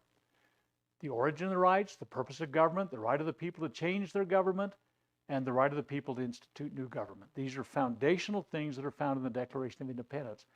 They were not limited to just the national or general government. It applies to all government. Your county government is there to do the things government was instituted for. They're not there to redistribute your wealth. They're not there to see how much they can pick your pocket for. They're not there to use you as a kind of an completely tapped source of money. They're there to do certain things. We're going to read about that. Okay, then they come to a point which says, dang it, you messed up, we got to change our government. Now we can do that right now by the vote if we had a cause to believe that our vote was appropriately applied. And Utah was one of the early adopters that keeps us questioning whether or not there's voter fraud going on. But in the Declaration of Independence, we know that people can change their government. We can change it by voting if we'll begin to use a voting process that is honest. And I don't believe Utah is currently using one, and I think our recent elections have proven that. But that's another discussion. So let's go back to what government is for. Quoting from the Declaration, we hold these truths to be self-evident that all men are created equal. There's a creator there. Okay, that means a divine something. That they're endowed by their creator. There's another mention of the divine. With certain unalienable rights. These are things that are there because they're there. And if you go back and read Blackstone, you'll come to understand that these God-given things existed before the foundation of the earth were laid. And they are co-equal with God, or at least coexistent with God. God is bound by those laws too, by the way. And Blackstone makes some really interesting points on that. Okay, certain unalienable rights, that among these are life, liberty, and the pursuit of happiness, that to secure these rights, governments are instituted among men. What? I mean, governments are there to protect our God-given rights? You got to be kidding. So why are they violating them constantly? Why do they create rights for other groups that require us to fulfill those rights? That's not what it says. These divinely authored natural law rights are ours, and governments are there to protect them. Deriving the just powers from the consent of the governed. So we still have to concur that it's okay with us. That whenever any form of government becomes destructive of these ends, it is the right of the people to alter or abolish it. You can still do that, and to institute new government. And it goes on to say that you lay those foundations upon the principles that will allow you to keep your God-given rights. Okay, so this is a fundamental statement of truth about what government is supposed to be about. If you talk to most legislators, you say, well, what's your job? Oh, we get a lot of requests in, and most of them require money, and man, there's always more requests than we got money for. And so we have to use our judgment in saying we're going to give so much to this and so much to that and so much. No, that is not their job. It's to secure God-given rights. And if you have to spend money to do that, so be it. But they don't understand it that way. You're an untapped source of revenue, and they're going to try and use as much as they can. It sounds rather revolutionary for me to say these kinds of things. It sounds perhaps even untethered. I don't know what you want to call it, but this is the way the Founding Fathers thought. It was the way they intended. They had been through these intolerable acts and all the stuff that precipitated the bringing about, the writs of assistance and quartering of troops and the destruction of the right to keep and bear arms and freedom to govern yourself and all those kinds of things, the things we've talked about this evening.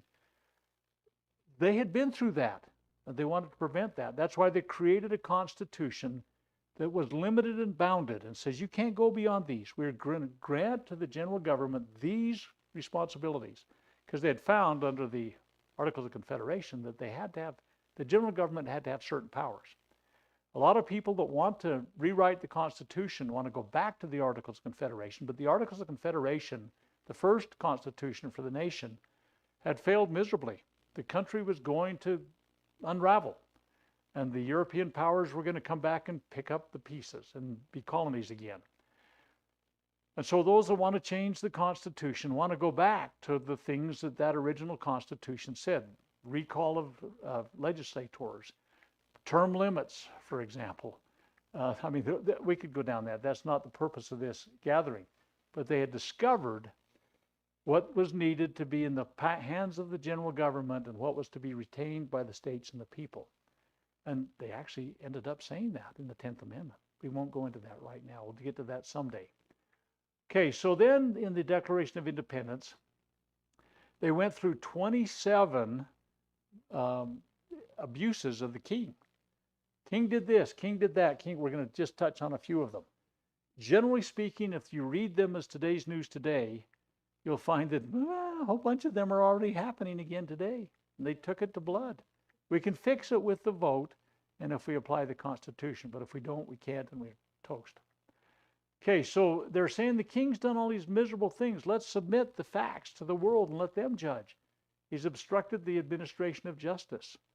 And there's a whole bunch of unjust things that happen constantly. I don't have time to go into them, but he's erected, this one you can probably define in your own mind, a multitude of new offices and sent hither swarms of officers to harass our people and eat out their substance. Whether it's the IRS or the BATFE or the OSHA, or it's, sometimes the United Nations laws get put in there about how we're going to put them in our local government, and it eats out our substance, okay? Combined with others to subject us to a jurisdiction foreign to our Constitution. Well, the World Economic Forum or the United Nations says, and nowadays, in the previous administration, they were overt about it, but things that violate our current Constitution are being accepted as stuff that our government can do. He's altered fundamentally the forms of our government. Let's say, for example, a president has decided that he's going to implement tariffs. That isn't allowed. Article 1, Section 8, Clauses 1 and 3 say that the legislature has that authority for tariffs. The president does not. I'm pretty sure if the Supreme Court reads the Constitution in the plain English words, that what's before them right now and may be ruled on by the end of this month, that Trump is going to get spanked on that one. He's going to lose the right, he never had the right, but he's going to lose the claimed right to be able to do tariffs unilaterally and arbitrarily as the president, okay? He'll have to refund all the tariff revenue he took, right? Well, no, what'll happen is it'll come back to us. No, it's wishful thinking, right? That's a problem. And what you bring out, the quote, I mean, the statement that came out was, he'll have to refund all the money that was taken by tariffs. And that's going to be a wrestle because there's a lot of money, billions of dollars. And did it come to the general government and let them do with it as they may, or will it go to the people, or will it go back to the countries that they did? But if the Supreme Court says, no, you didn't have the right to do that, it's going to have to be answered at some point, which I'm not sure they're going to be willing to do. Okay, you're starting wars in the Caribbean, off the coast of another country, without getting a declaration of war or letters of marque and reprisal. No, we go blow them up. Why? They're doing drugs. What kind of drugs? Fentanyl. No, they're not. It's cocaine. Oh, well, cocaine's a precursor to fentanyl in terms of what it leads to. So we can do this. What it really is leading to is another war, getting Maduro out of office. I mean, these kinds of things are being done arbitrarily and unilaterally. And Congress has got to intervene on these kind of things. So anyway, I just picked a few things that came out of the 27 offenses. A prince whose character is thus marked by every act which may define a tyrant is unfit to be the ruler of a free people. They're saying, if this is what you're going to do to us, you can't be our leader. Okay, so a constitution, let's just take the middle part, in free states is paramount to the statutes or laws enacted by the legislature, limiting and controlling its power. Okay, so the Constitution is superior to, well, let's just read it. Paramount means superior to others, eminent of highest order, or chief in the rank of highest in order. Okay, that's what paramount. A constitution is paramount. It's over all the laws. You can't legislatively override it. Okay, so any act of the legislature which contradicts the Constitution or in any effort of any department or branch to exercise a power not granted within the Constitution is unconstitutional. As in other words, illegal, null, and void. So if something violates the Constitution, they're violating the fundamental law of our land that everybody takes an oath of office to. Tucker said, again, the preeminent constitutional scholar of the founding era, it is a written contract. Government was reduced to its elements, its object was defined, its principles ascertained, its powers limited and fixed. The Constitution is cast in concrete. And you can't say, well, it used to apply, or we don't do that anymore, or we don't understand it that way. No, plain English. It's written in plain English language. And the words have meanings. Those meanings can be known. And they can only be what they were in the day they were written. They can't be in some redefined, well, when they said republic, they really meant democracy. No, they didn't. Read the Federalist Paper number 10 and you'll find out how democracy was felt about by the founding fathers and why it was a failure formula. And it was a republic protects the rights of the minority. By the way, that's another thing that shouldn't happen, that will probably happen soon at the behest of Donald Trump. The cloture rule in the Senate, which is supposed to help deliberative things happen while protecting the rights of the minority, will probably be done away with. And the Republicans, if they're going to cheer it happening now, they'll rue the day that they do this thing. Someday it's going to come back and bite them on the behind. Okay, so when the Constitution was brought forth, they wanted a Bill of Rights. The guys that had been there and had written it said, we didn't give enough power to the general government to violate any of your rights. And if we try and name all the rights and we forget one, legalistically speaking, you left it off because you wanted to. I use the example of, let's say I wrote my will and I forgot to put in my will who gets my favorite shotgun, although I'd have a hard time identifying that right now. But the point of the matter is, the courts would say, you left it off on purpose. And of course, if I was still there and I wasn't dead, I'd say, no, I forgot it. I'm sorry. But the idea was, if you try and enumerate all your rights, you're going to forget something. And they're going to say later, sorry, it's not on the list. They left it off on purpose. Well, so they addressed, there was a big argument. What do we do if we can't list them all? And I tell people, you have a right to choose what color shoelaces you wear, don't you? Yeah, well, we weren't going to put that in the Bill of Rights.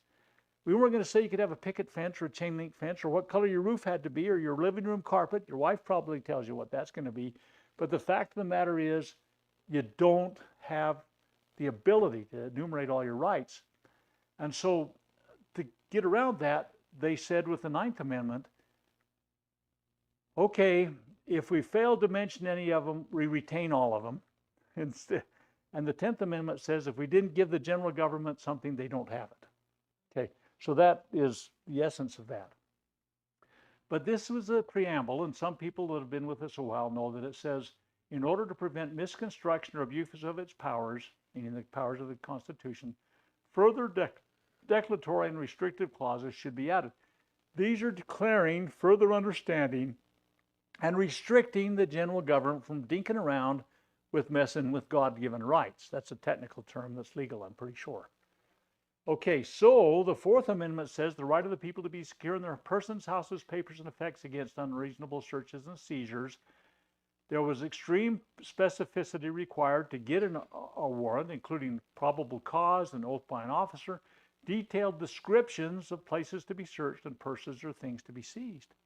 All of those things are specified within the Fourth Amendment, and it's because they had been abused by writs of assistance that says, here, we're here to inspect your warehouse. Why? Well, we'll find out. Here's a writ of assistance. But it just says you can look in my warehouse. We'll see what we find. What are you looking for? I don't know. If we find it, we'll know. I mean, this is the kind of bizarre conversations. And John Hancock had been fined exorbitant amounts. He would have been known today as a smuggler. Oh, a contraband bringer into this country.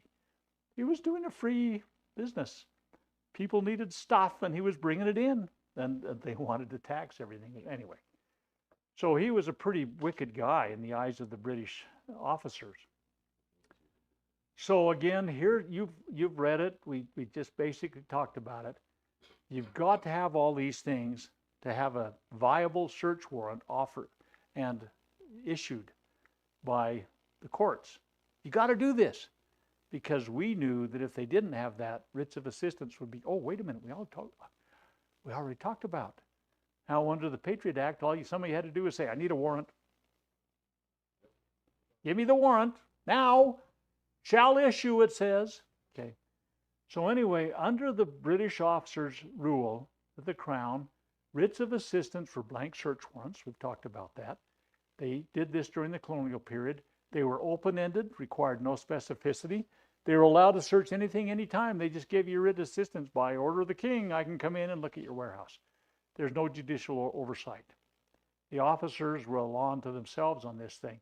And you know what? The founding fathers of this country were so ticked off. They were offended that they created the Fourth Amendment.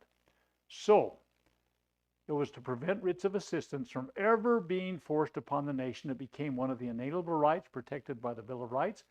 Extreme specificity required, an oath taken by the officer to say, I have reason to believe for these purposes, and I'm looking for these things, and I may seize these things, but we think that we can go in and do it because these are contraband, okay? Judicial oversight. What did we do? Well, we got this FISA Act, okay? And we've talked enough about that. And by the way, am I supposed to stop right at the bottom of the hour? Should I go for a few more minutes beyond that, or what would you like me to do? You'd like a few more minutes. Okay, thank you. Nope. 8:30. Yeah. Well, if people in New York are watching this, which if it's still legal to do, they might be doing. But anyway, the bottom of the hour there might be 10:30 their time. See, so anyway, we'll go a few minutes over. I've been talking as fast as I can. I haven't even stopped to get a drink of water. I've got some other stuff up here, and it's not what you might guess. But at any rate, so this FISA Act allows a blurring of domestic and foreign investigations, and we're going to talk about it here for a few minutes.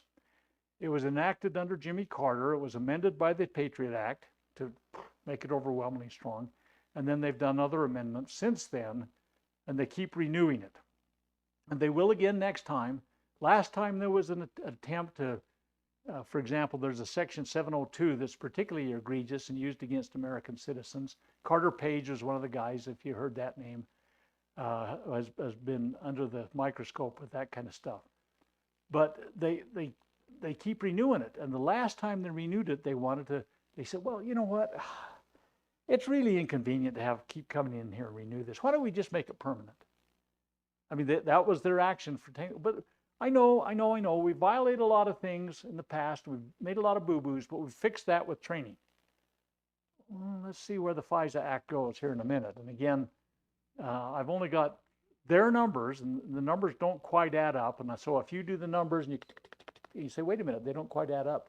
I'm using their numbers that they've reported. So I think there was some discrepancies in their way they did this thing. But, so, if a person of the United States, bottom three lines, if a United States person is involved, judicial authorization is required within 72 hours after surveillance begins. So if you're not a U.S. person, they can do surveillance for a year. A year? Are you kidding me? We can do this without anybody overseeing us for a year? It's really weird. Okay, they meet in secret. Oh, this is another interesting thing. Dang it. Time is of the essence, and I keep wasting my time. I don't waste it, but it's interesting.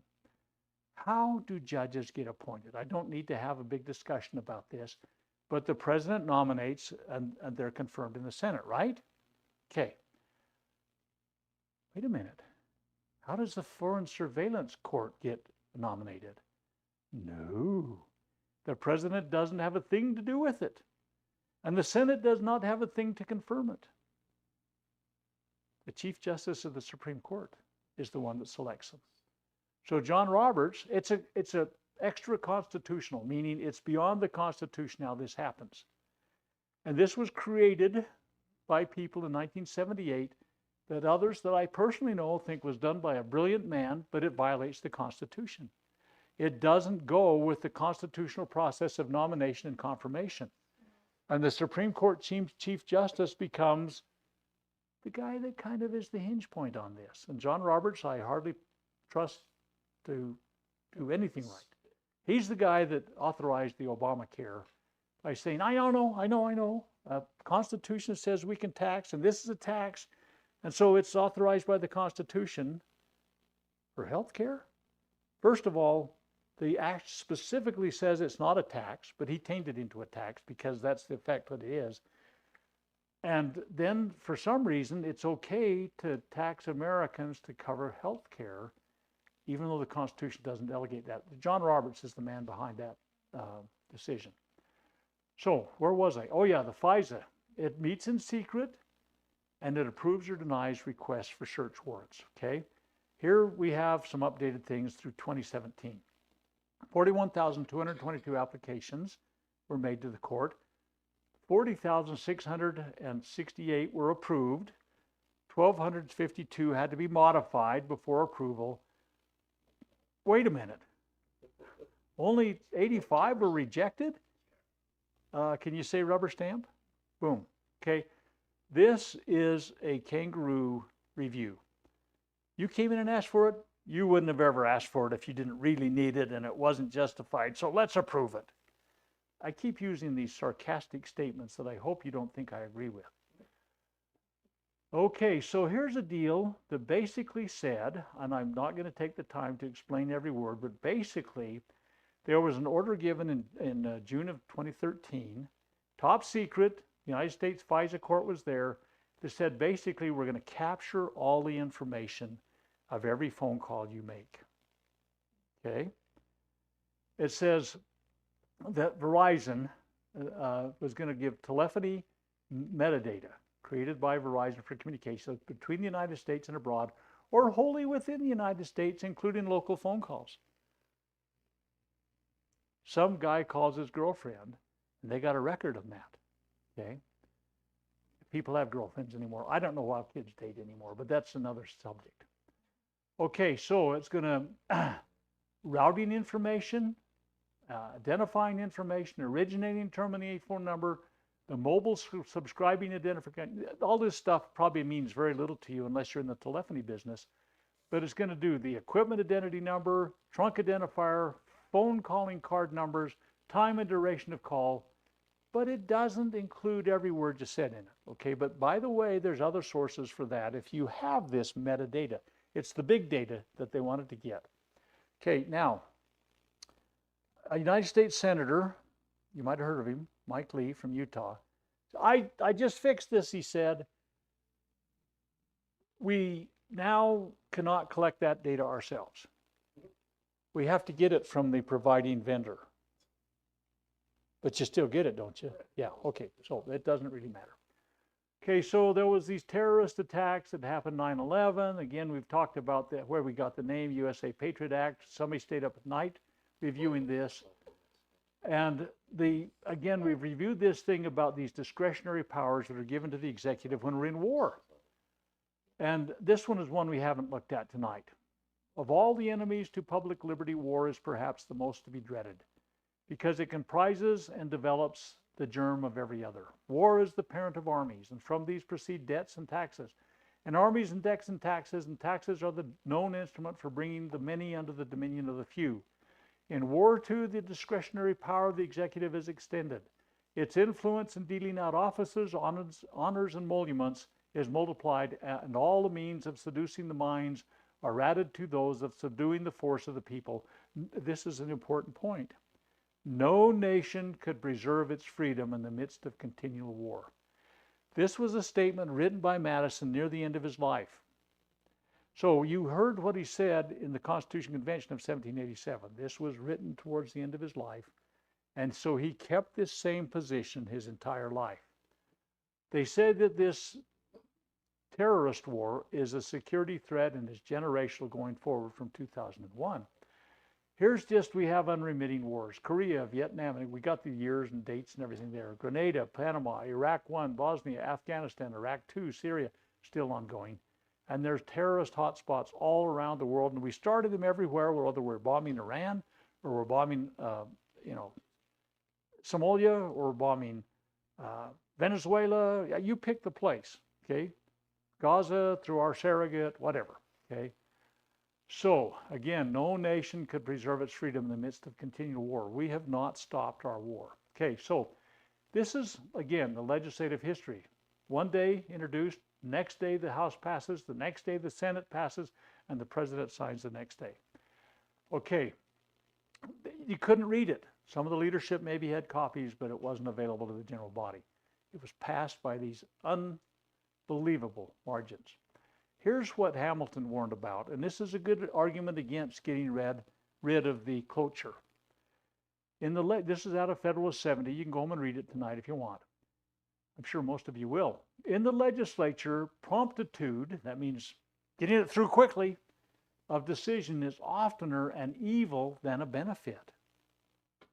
So if you get rid of cloture, slam, we can run this through as quickly as we can. It's not a big deal. We're going to show a slide here in a minute about how it was under FDR. And that's how they want to do it now.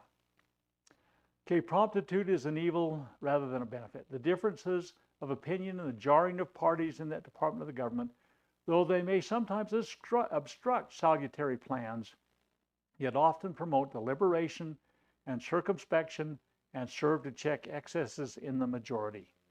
So if your party holds 51 of the Senate seats, and you can slam anything you want, it doesn't matter whether you're Democrat or Republican, you're going to do it when it's your turn in the office.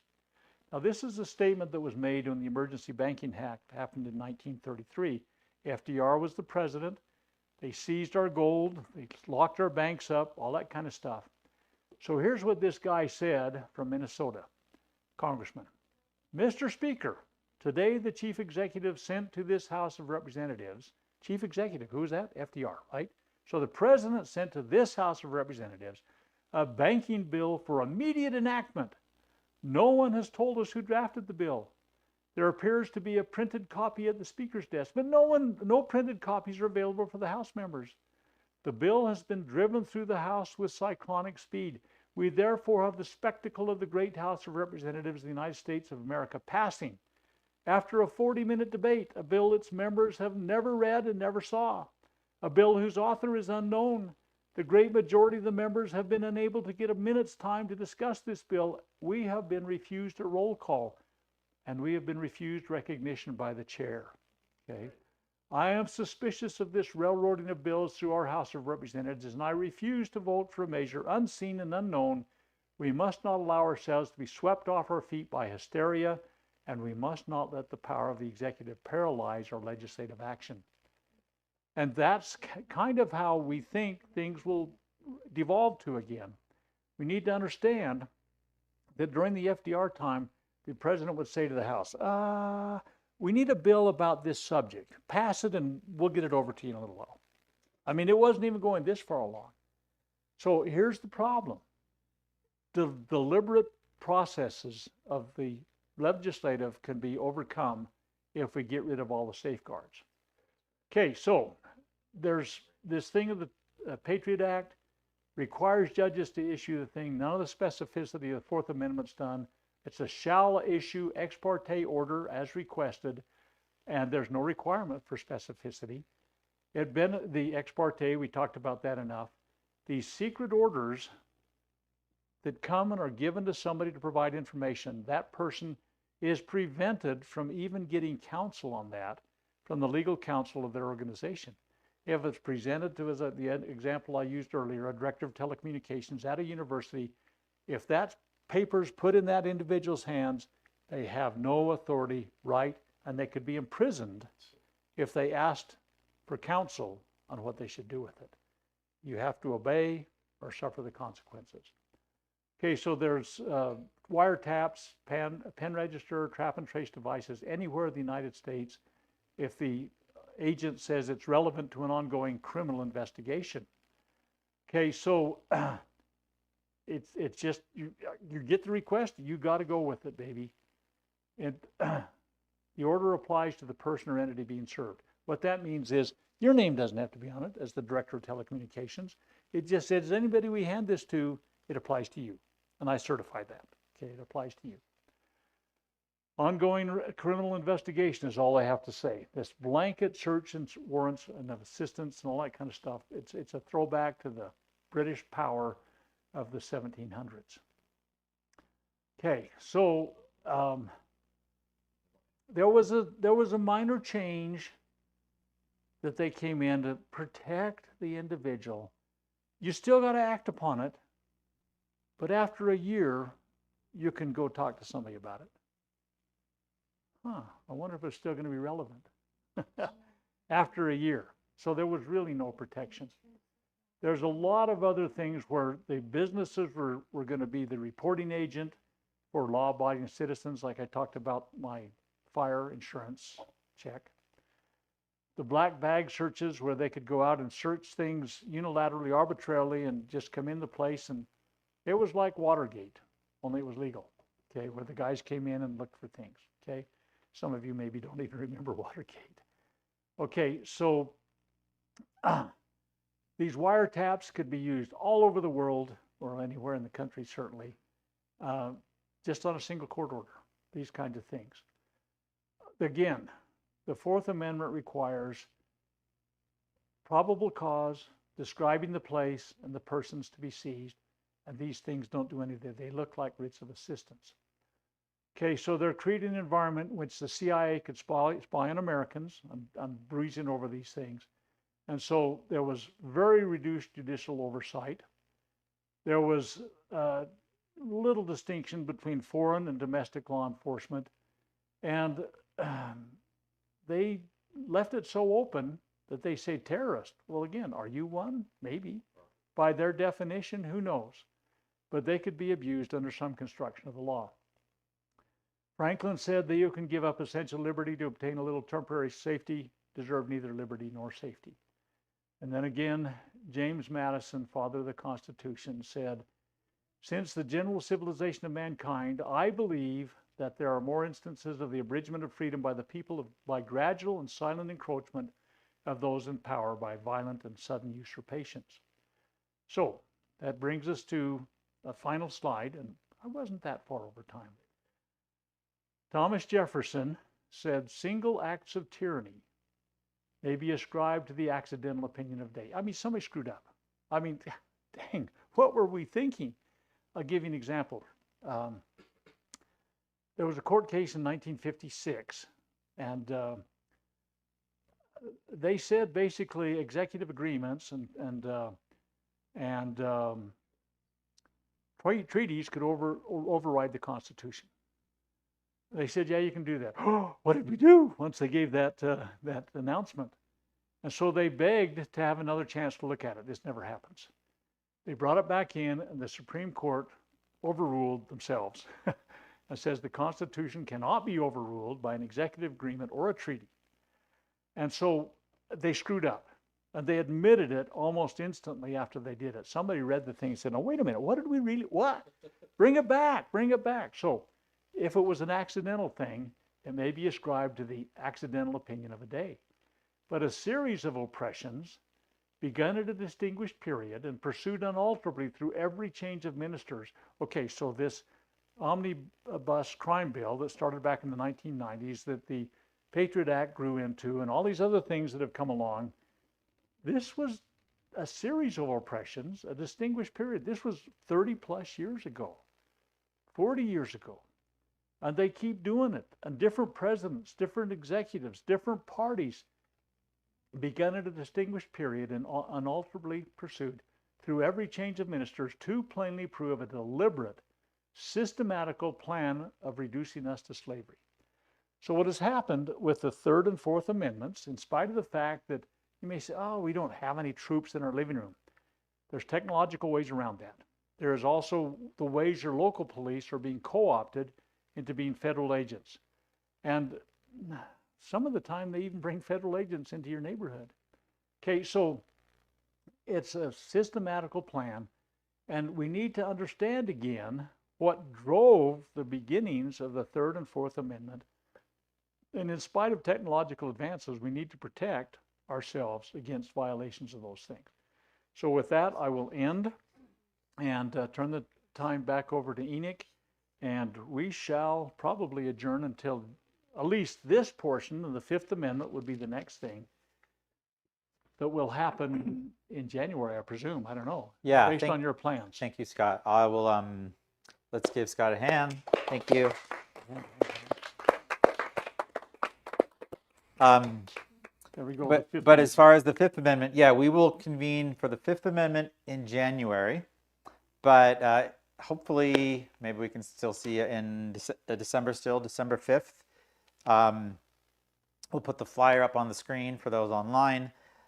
The website is utahliberty.net, and it's with Liberty United. We're doing a combined event. I believe it's going to be in the Lehigh area, and they're going to feed you, and they've got some other speakers, and it's like a season, holiday season Liberty event with speakers and other entertainment. Sounds good. It'll be good, I'm sure. Yep. So, and again, I'll be one of the speakers there. So, but that said, Scott, I love that you mentioned a few times in your presentation about committees of correspondence and the role that they played in the work of liberty. And those committees are where we learn how to apply the natural laws of liberty, kind of when tyranny is everywhere and liberty is failing. When the government won't follow the Constitution, what do you have left? And we have a whole period of history where some very smart men figured out what to do in that situation. And you saw that they applied the natural laws of God, the natural laws of nature, things like the right to assemble, the right to petition for redress. You combine a collection of all these rights we have, and you get things like the committees of correspondence and the committees of safety and those sorts of things. And so our book, I wish I had a book with me today. I don't. Otherwise, I'd hold up and I'd show you guys. But it's on our website, defendingutah.org/committees. In fact, our tech has put that link up on the screen as well. And it's a discussion of the modern application of these same principles using the example of the founders and how communities across Utah and across the nation can enforce the Constitution and give it a new voice in their communities. So hopefully I invite anyone to read that on our website. So thank you, Scott, and maybe we'll see you next month. And if not, and we'll see you in January after the new year. Plan on it. Okay, thank you.